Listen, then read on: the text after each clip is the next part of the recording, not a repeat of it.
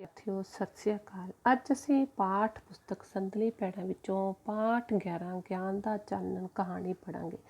ਇਹ ਕਹਾਣੀ ਡਾਕਟਰ ਕੁਲਵੀਰ ਸਿੰਘ ਸੂਰੀ ਦੀ ਲਿਖੀ ਹੋਈ ਆ। ਅਸੀਂ ਇਸ ਕਹਾਣੀ ਵਿੱਚ ਇੱਕ ਅਮੀਰ ਵਪਾਰੀ ਬਾਰੇ ਪੜ੍ਹਾਂਗੇ ਜਿਹੜਾ ਬਹੁਤ ਦਾਨੀ ਸੱਜਣ ਵੀ ਹੈ ਅਤੇ ਬਹੁਤ ਹੀ ਸੰਜਮ ਨਾਲ ਚੱਲਦਾ ਹੈ।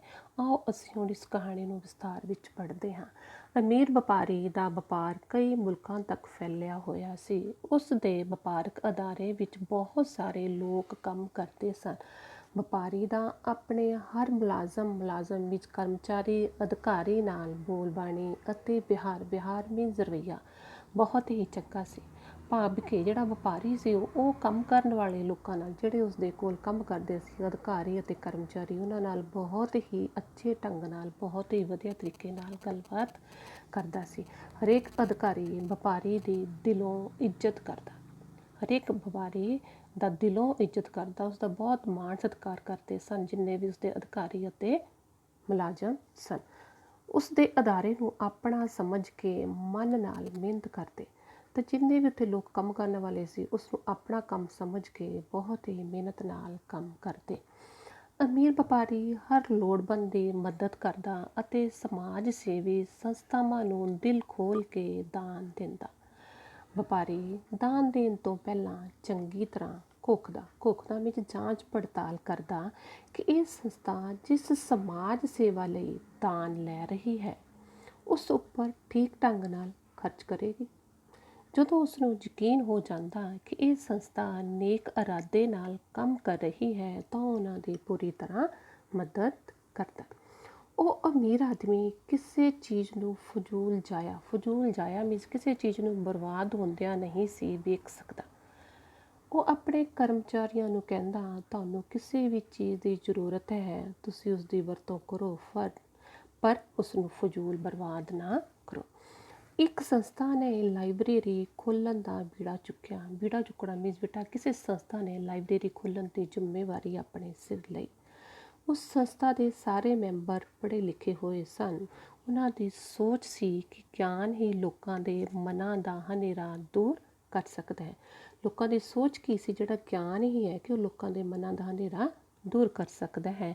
ਉਹਨਾਂ ਨੇ ਪਹਿਲਾਂ ਹਰ ਪਿੰਡ ਵਿੱਚ ਇੱਕ ਲਾਇਬ੍ਰੇਰੀ ਅਤੇ ਫਿਰ ਸਕੂਲ ਅਤੇ ਹਰ ਸ਼ਹਿਰ ਵਿੱਚ ਲਾਇਬ੍ਰੇਰੀਆਂ ਦਾ ਜਾਲ ਵਿਛਾਉਣ ਦਾ ਬੀੜਾ ਚੁੱਕਿਆ। ਅਤੇ ਜਿਹੜੀ ਸੰਸਥਾ ਬਣੀ ਸੀ ਉਸ ਸੰਸਥਾ ਨੇ ਕੀ ਸੋਚਿਆ? ਉਹਨਾਂ ਦਾ ਵਿਚਾਰ ਸੀ ਕਿ ਅਸੀਂ ਹਰ ਪਿੰਡ ਵਿੱਚ ਇੱਕ ਲਾਇਬ੍ਰੇਰੀ, ਫਿਰ ਸਕੂਲ ਅਤੇ ਫਿਰ ਹਰ ਸ਼ਹਿਰ ਵਿੱਚ ਲਾਇਬ੍ਰੇਰੀਆਂ ਖੋਲ੍ਹਣ ਦਾ ਬੀੜਾ ਚੁੱਕਿਆ। ਹਰ ਸ਼ਹਿਰ ਵਿੱਚ ਲਾਇਬ੍ਰੇਰੀਆਂ ਖੋਲ੍ਹਣ ਦੀ ਜ਼ਿੰਮੇਵਾਰੀ ਚੁੱਕੀ। ਉਹ ਸੋਚਦੇ ਸਨ ਕਿ ਬੱਚਿਆਂ ਨੂੰ ਸ਼ੁਰੂ ਤੋਂ ਹੀ ਚੰਗੀਆਂ ਕਿਤਾਬਾਂ ਪੜ੍ਹਨ ਦੀ ਆਦਤ ਪਾਉਣੀ ਚਾਹੀਦੀ ਹੈ।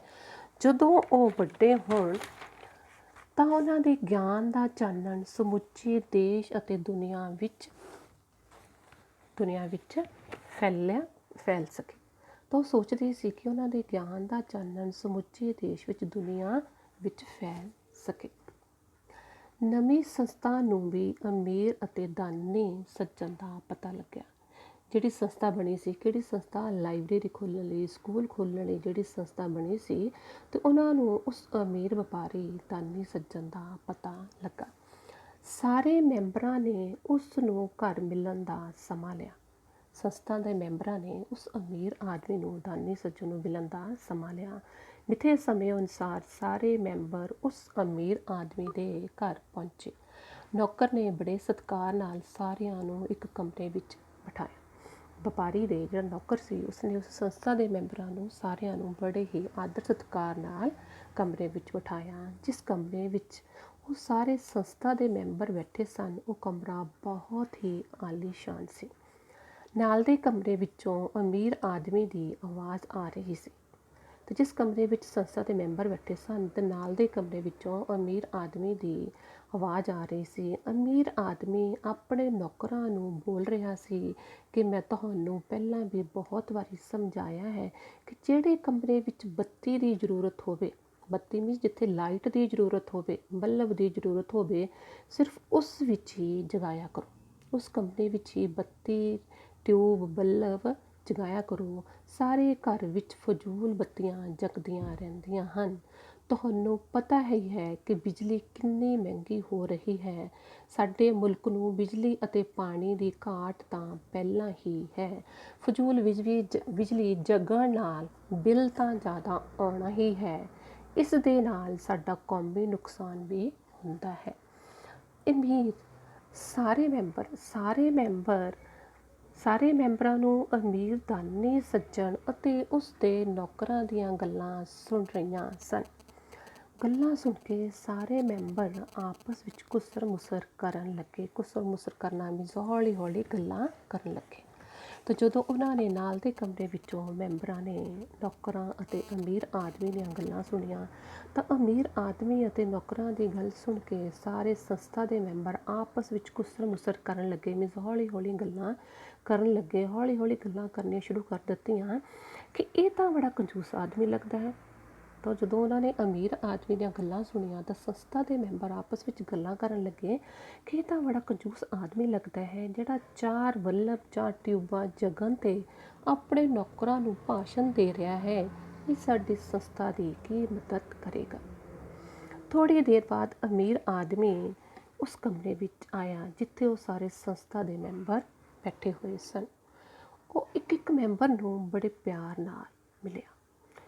ਉਹਨਾਂ ਕੋਲੋਂ ਲਾਇਬ੍ਰੇਰੀ ਖੋਲ੍ਹਣ ਦੀ ਸਕੀਮ ਸਮਝ ਕੇ ਬੜਾ ਪ੍ਰਭਾਵਿਤ ਹੋਇਆ। ਅਮੀਰ ਆਦਮੀ ਉਸ ਕਮਰੇ ਵਿੱਚ ਆਇਆ ਜਿੱਥੇ ਸੰਸਥਾ ਦੇ ਮੈਂਬਰ ਬੈਠੇ ਸਨ।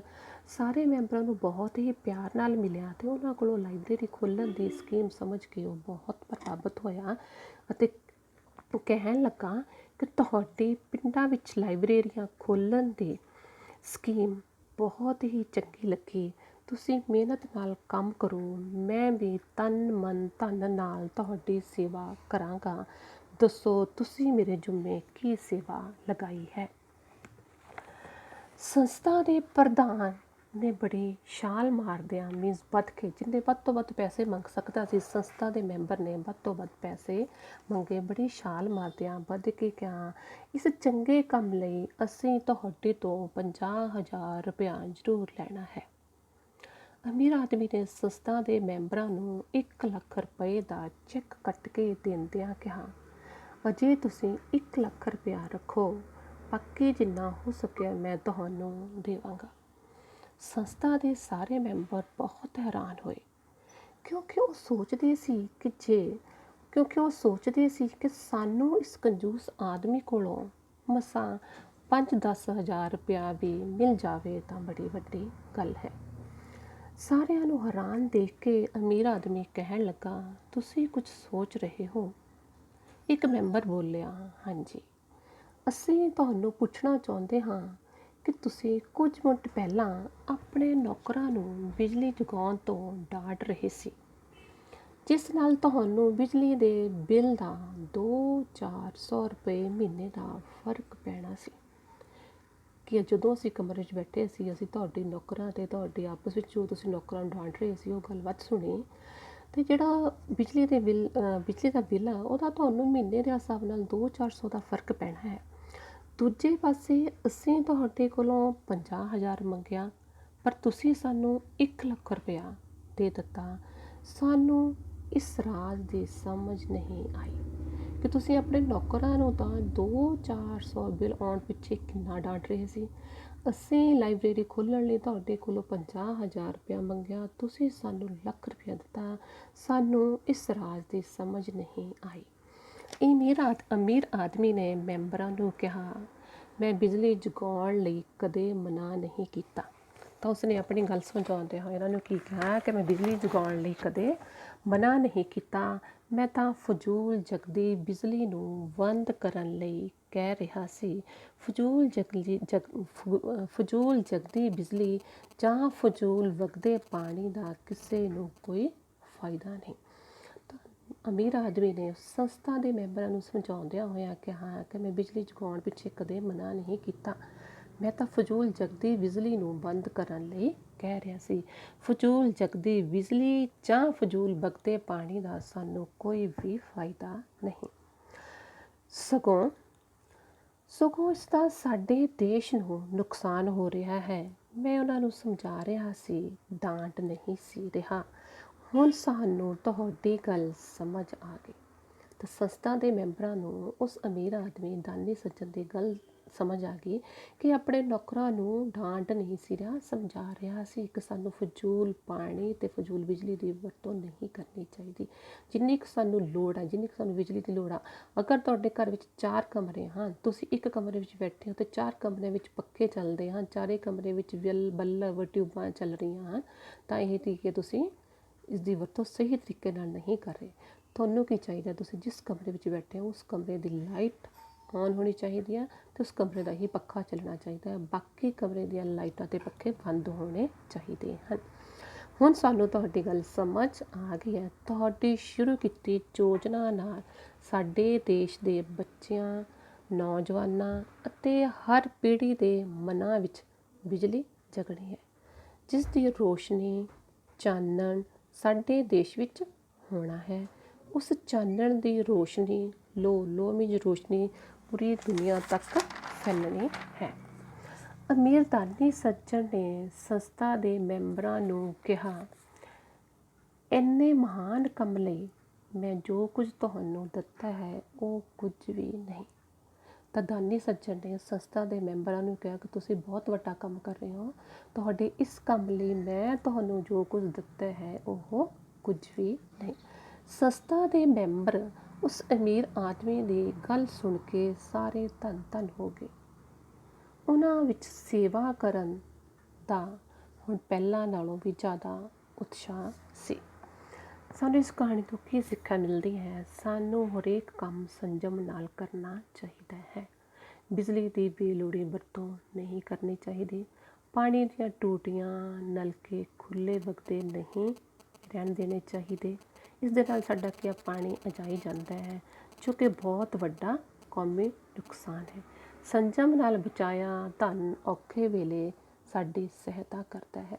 ਤਾਂ ਸਾਨੂੰ ਕੀ ਹੈ, ਸਾਨੂੰ ਕਿੱਥੇ ਕਿੱਥੇ ਸੰਜਮ ਵਰਤਣੀ ਚਾਹੀਦੀ ਹੈ? ਸਾਨੂੰ ਬਿਜਲੀ ਦੀ ਜਿੰਨੀ ਕੁ ਜ਼ਰੂਰਤ ਹੈ ਉਨੀ ਕੁ ਵਰਤੋ, ਪਾਣੀ ਦੀ ਸਾਨੂੰ ਜਿੰਨੀ ਕੁ ਜ਼ਰੂਰਤ ਹੈ ਸਾਨੂੰ ਉਨਾ ਕੁ ਪਾਣੀ ਵਰਤਣਾ ਚਾਹੀਦਾ ਹੈ। ਅਤੇ ਜਿੱਥੇ ਵੀ ਸਾਨੂੰ ਪੋਕਟ ਮਨੀ ਮਿਲਦੀ ਹੈ, ਬਾਈ ਚਾਂਸ ਤੁਹਾਨੂੰ ਕਦੇ ਪੈਸੇ ਮਿਲਦੇ ਆ, ਤਾਂ ਤੁਹਾਨੂੰ ਅਗਰ ਤੁਹਾਡੇ ਘਰਦਿਆਂ ਨੇ 10 ਰੁਪਏ ਖਰਚਾ ਦਿੱਤਾ ਤਾਂ ਤੁਸੀਂ ਉਹਦੇ ਵਿੱਚੋਂ 5 ਰੁਪਏ ਖਰਚ ਕਰੋ, ਬਾਕੀ 5 ਰੁਪਏ ਆਪਣੇ ਬਚਾ ਕੇ ਰੱਖੋ। ਤੁਹਾਡੀ ਕਿਸੇ ਵੀ ਸਮੇਂ, ਔਖੇ ਸਮੇਂ ਉਹ ਤੁਹਾਨੂੰ ਪੈਸੇ ਕੱਢ ਕੇ ਤੁਸੀਂ ਆਪਣੀ ਮਦਦ ਕਰ ਸਕਦੇ ਹੋ। ਠੀਕ ਹੈ, ਤਾਂ ਸਾਨੂੰ ਹਰ ਕੰਮ ਸੰਜਮ ਨਾਲ ਕਰਨਾ ਚਾਹੀਦਾ ਹੈ। ਅਤੇ ਇਸ ਲੈਸਨ ਨੂੰ ਚੰਗੀ ਤਰ੍ਹਾਂ ਪੜ੍ਹਨਾ। ਯੋਗ ਕਲਾਸ ਵਿੱਚ ਮੈਂ ਤੁਹਾਡੇ ਕੋਲ ਇਸਦੇ ਸਾਰੇ ਬੈਕ ਐਕਸਰਸਾਈਜ਼ ਅਤੇ ਹਰ ਪੈਰੇ ਵਿੱਚੋਂ ਕੁਐਸਚਨ ਪੁੱਛਣੇ ਨੇ। ਇੱਕ ਇੱਕ ਪੈਰੇ ਨੂੰ ਪੜ੍ਹ ਕੇ ਉਸ ਪੈਰੇ ਨੂੰ ਅੰਡਰਲਾਈਨ ਕਰੋ ਅਤੇ ਉਸ ਪੈਰੇ ਵਿੱਚੋਂ ਕੁਐਸਚਨ ਚੁਣੋ ਅਤੇ ਫਿਰ ਉਸਦੇ ਆਨਸਰ ਲਿਖੋ।